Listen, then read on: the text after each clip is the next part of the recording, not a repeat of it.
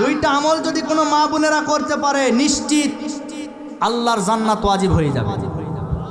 তার কারণ আমার নবীজি যখন মিরাজে গেল, যাওয়ার পরে অধিকাংশ মহিলাকে জাহান্নামে দেখলেন। জিবরাইল আমিনকে প্রশ্ন করলো, এই যে অধিকাংশ মহিলা জাহান্নামে কেন আসলো জানতে চায়। তখন জিবরাইল আমিন বলেছিল, এই সমস্ত মহিলারা মূলত দুটি কারণে এসেছে। বলেন কয়টি কারণ? দুইটি কারণ। এক নম্বর কারণ হলো এই সমস্ত মহিলারা সমাজের ভিতরে তাদের মাথার চুলগুলি খুলে উলঙ্গ অবস্থায়, অর্ধ উলঙ্গ অবস্থায়, পর্দাহীন অবস্থায় চলাফেরা করত। আজ আমার সমাজের ভিতরে এই ধরনের মহিলা আছে না নাই? আপনাদের এলাকায় নাই, আমাদের এলাকায় আছে। আছে আছে, বাপরে বাপ, পর্দা নাই বললেই চলে। কথা বলেন না কেন? মা বোনদেরকে যতই পর্দার কথা বলা হয়, ওনারা আরো ততই উলঙ্গ হওয়ার চেষ্টা করে। পর্দা নাই বললে চলে। এজন্য আমার সমাজের ভিতরে নিয়ম হলো, আমি তো বারবার একটি কথা বলি, যারা যুবক আছেন, নবীজির হাদিস তিনি বলেছেন যে পুরুষ যারা এরা টাকনুর উপরে কাপড় পরবে, আর মহিলা যারা এরা টাকনুর নিচে কাপড় পরবে। কিন্তু আজ সমাজের চিত্র উল্টা। আজ যুবকরা দেখবেন টাকনুর নিচে কাপড় পরে, আর মহিলারা, কথা বলেন আরে ভাই, তার মানে ওই মহিলারা এমন একটা জামা বের হয়েছে, নাম দিয়েছে প্লাজো। নাম কি? এই প্লাজো এমনভাবে পরে, প্লাজো পরেন কোনো অসুবিধা নাই, ঢিলা ঢালা পোশাক পরা ভালো, তাই বলে কি টাকনুর উপরে না টাকনুর নিচে? তার মানে ও বোঝায় নিচতলা যদি এইরকম হয়, উপরতলা আর কত ভালো। কথা বলেন না কেন? সম্মানিত ভাইরা আমার, এই হলো বর্তমান ছেলে মেয়েদের, মানে এখন ছেলেরা মেয়েদের ভেষ ধরবে, মেয়েরা ছেলেদের ভেষ ধরে। আছে না নাই আমার ভাইরা? এই জন্য আমি তো বারবার বলি, এই যুগের ছেলেরা, এই যুগের মেয়েরা, বলবো এই যুগের ছেলেরা, এই যুগের মেয়েরা, পাঙ্কু মাইরা হাইটা যায়। ও কাকু গো, কোনটা ছেলে চিনা বড় দায়। ও কাকু গো, কোনটা মেয়ে চিনা বড় দায়। মাইয়ারা সব শার্ট প্যান্ট পইরা অরুণা সারা চলে হে, বলতে গেলে হে ভাবনিয়া কয় একে মডার্ন বলে। ভাবে সে নায়িকা অথবা গায়িকা, ভাবে সে নায়িকা অথবা গায়িকা, দেখলে ডাইনি মনে হয়, সে বুঝে না জনগণ ডাইনি তারে কয়। কথা বলেন, কথা বলেন আমার ভাইয়ের। এই জন্য পর্দা করার দরকার আছে না নাই? চুলগুলি উলঙ্গ অবস্থায় বের করে রাস্তায় চলাফেরা করা যাবে না। তার কারণ হলো পর্দা করতে হবে। ও মা বোনেরা, আজকে পর্দা করতে হবে, পর্দার ভিতরে থাকতে হবে। কিন্তু আজ আমার সমাজের ভিতরে বেপর্দা মহিলার অভাব নাই। কথা বলেন না কেন? আজকে এমন হয়ে গেছে, বাপরে বাপ, আমি তো বারবার বলি, 7 বছরের দাদি আর 15 বছরের একটা নাতি একসঙ্গে রাস্তায় হেঁটে যাচ্ছে। এমন সময় 15 বছরের নাতির গায়ে বোরখা নাই, 7 বছরের ওই দাদির গায়ে বোরখা আছে। আরে ভাই, ওই 7 বছরের দাদির গায়ে বোরখা দিয়ে তো কোনো লাভ নাই, কারণ ওর দিকে তো কুত্তেও তাকাবে না। দেওয়া লাগবে 15 বছরের এই যুবতীর গায়ে। কথা বলেন না কেন? ফর এক্সাম্পল, আপনার এলাকায় আমের গাছ আছে না নাই? আচ্ছা, আমের গাছ যখন ছোট্ট অবস্থায় আপনি চারা রোপণ করেন, এমন সময় ওইটাকে ভেড়া, বকরি, ছাগলের হাত থেকে রক্ষা করার জন্য একটা চতুর্দিকে ঘিরা দেন। কথা বলেন না কেন?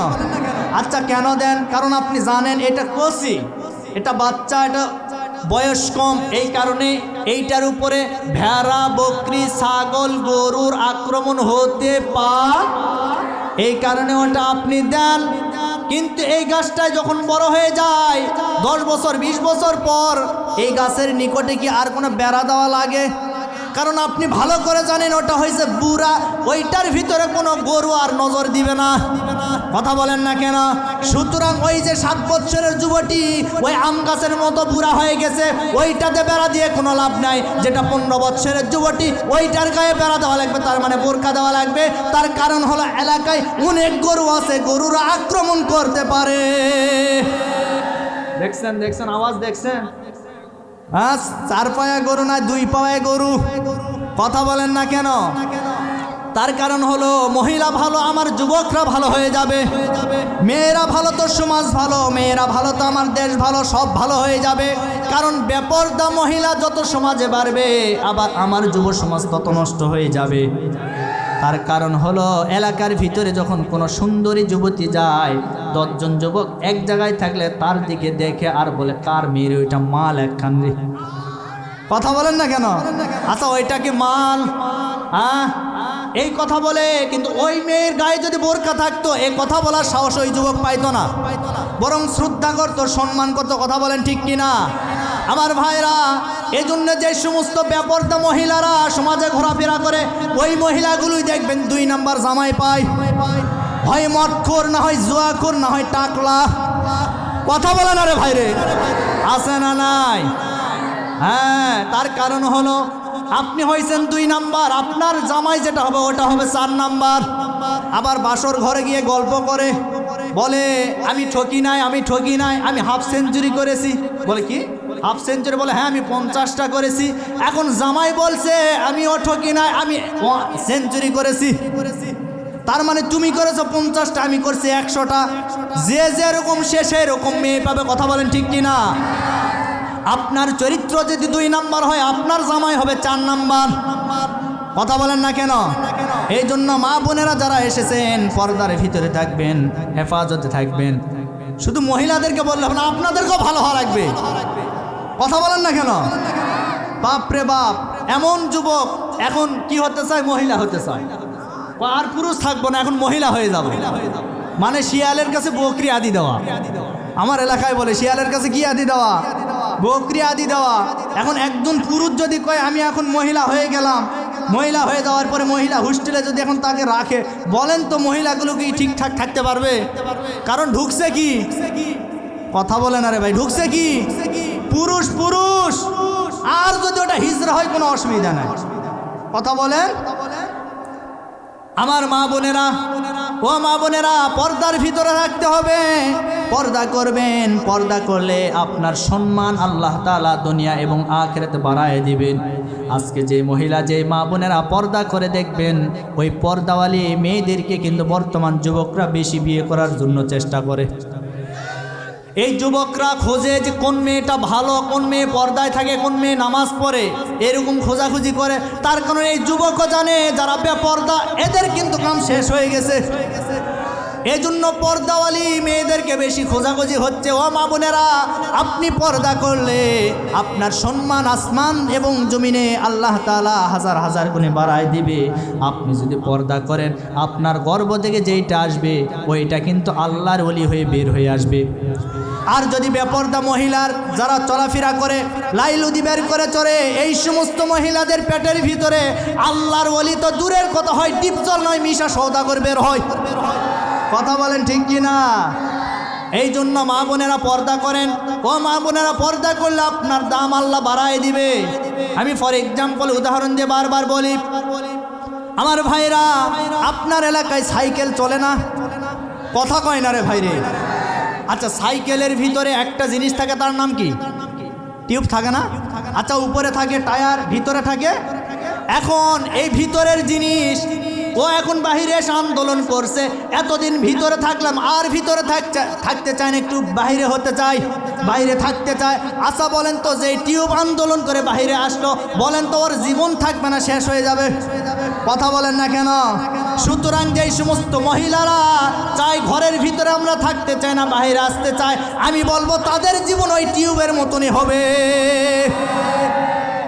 আমার ভাইরা, আরেকটা উদাহরণ দিলে বুঝবেন। আপনার এলাকায় কোনো কলা বিক্রি করেনেওয়ালা বাজারে যদি কলা বিক্রি করে, আশা বলেন তো ওই কলাটা ওই মালিক চিন্তা করছে সারা জীবন এই মানে আপনার সাল সহকারে কলা বিক্রি করলাম, আজকে আর সাল সহকারে বিক্রি করতে চাই না, এটা একটু ছিলে জনগণের উপকারের জন্য আমি বিক্রি করব। আশা বলেন তো শিলা কলা কেউ কি নিতে চায়? কথা কয় না রে ভাইরে।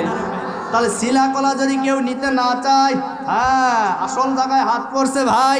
শিলা কলা যদি কেউ নিতে না চায়, তার মানে ওই মহিলা যারা বেপর্দা হবে এরাও শিলা কলার মতো, এদেরকে কেউ মাংনা নিতে চায় না। বিয়ে দেওয়ার সময় 5 লাখ করে যৌতুক দেওয়া লাগে। কথা বলেন ঠিক কিনা?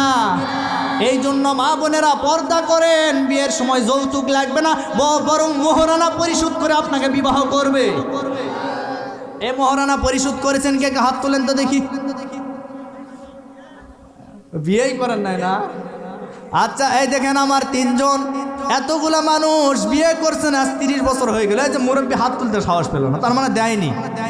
দেয়নি, তুলেছে, ঠিক আছে, দেয়নি, কিন্তু মহারানা এটা নফল না সুন্নাত? হুজুর এটা কি? জোরে বলেন। তাহলে মহারানা দেওয়া ফরজ, কিন্তু সেই ফরজ কাজ আপনি বাকি করলেন। তার মানে বলবেন হুজুর ওটা তো মাপ চেয়ে নিয়েছি। মাপ তো চাইবেন, বাসর রাতে নতুন মানুষ মাপ তো দিয়েছে কিন্তু মন থেকে দেয় নাই। কথা বলেন না কেন? 10 বছর পরে সংসারে অশান্তি হইলেই বলবে যে ওই মহারানা চাই। কথা বলেন না কেন? এই যে হলো অবস্থা আমার ভাইরা। এজন্য শুধু স্ত্রীদেরকে পর্দার ভিতরে রাখলে হবে না, স্বামীদেরকেও ভালো হওয়া লাগবে। কথা বলেন না কেন? এমন স্বামী আছে আমার ভাইরা, নিজে নামাজ পড়ে না কিন্তু বউকে নামাজের কথা বলে। আরে ভাই, আপনি নামাজ না পড়লে আপনার বউটাও নামাজ পড়বে না। এজন্য নিজে নামাজি হন, আপনার স্ত্রীকেও নামাজের দাওয়াত দেন, তাহলে কাজ হবে। কথা বলেন ঠিক কি না? তাহলে 1 নাম্বার মহিলা, বেপরদা মহিলা যারা, আপনারা বলবেন জাহান্নামে যাবে, তারা পারবেন না? এই যুবকরা পারবেন না? বেপরদা মহিলা যারা, মানে এরা বইয়ের কাছে নিয়ত করে আসছে যে হুজুর যা বলে বলুক, আমাদের কথা জান কিছু বলো না, এরকম নাকি? এখন বলে মুরব্বী বাবা, ও আচ্ছা 1 নম্বর, হ্যাঁ ওয়াজ কাজে লাগছে, 1 নম্বরে যাবে, লিল্লাহে তাকবীর, 1 নম্বর সেরা আবার চলে আসবে। কথা বলেন ঠিক কিনা? এই যুবক ভাইরা বাহিরে যারা আছেন চলে আসেন, মজা তো এখন শুরু হয়ে গেছে। এখন বলেন বেপরদা মহিলা যারা বলবে না, আমি বুঝবো যে এরা বইয়ের হাতে মার খাইছে। কথা বলেন না কেন? বেপরদা মহিলা যারা, আরো জোরে, বেপরদা মহিলা যারা। তাহলে 1 নম্বরে মহিলাদের জাহান্নামে যাওয়ার কারণ হলো বেপরদা হয়ে গেলে তারা জাহান্নামে চলে যাবে।